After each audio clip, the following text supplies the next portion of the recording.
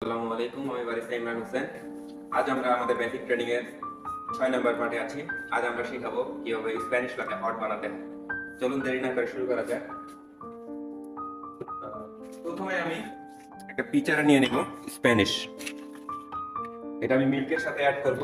অনেকে এসপ্রেসোর সাথেও অ্যাড করে, বাট মিল্কের সাথে অ্যাড করে স্টিম করলে এটা পারফেক্ট একটা টেস্ট পাওয়া যায়। 30 ml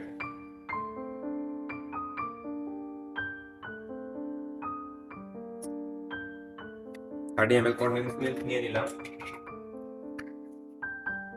এর সাথে করব মিল্ক,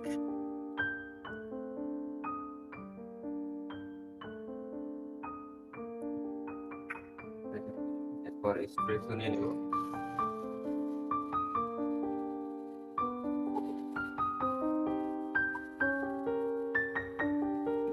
অনেকেই কনডেন্স মিল্কটা এসপ্রেসোর সাথে অ্যাড করে, তাতে কি হয় অনেক সময় এসপ্রেসোটা পাতলা হয়ে যায়, কারণ কনডেন্স মিল্ক সচরাচর আমরা ফ্রিজেই রাখি।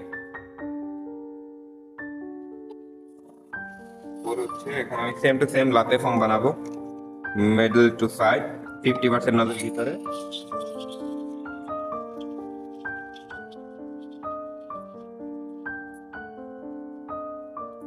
আমি প্রত্যেকটা পর্বেই বলি অবশ্যই মুভিং, যাতে খুব ভালো হয়।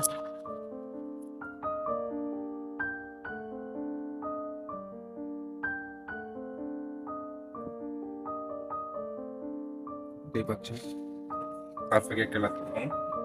দেন চলুন একটা আর্ট করা যাক।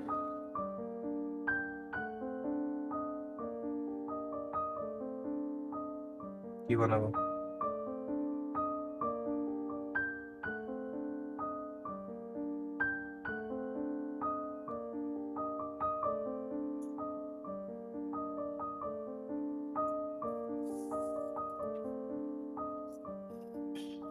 হয়ে গেল স্প্যানিশ লাতে হট।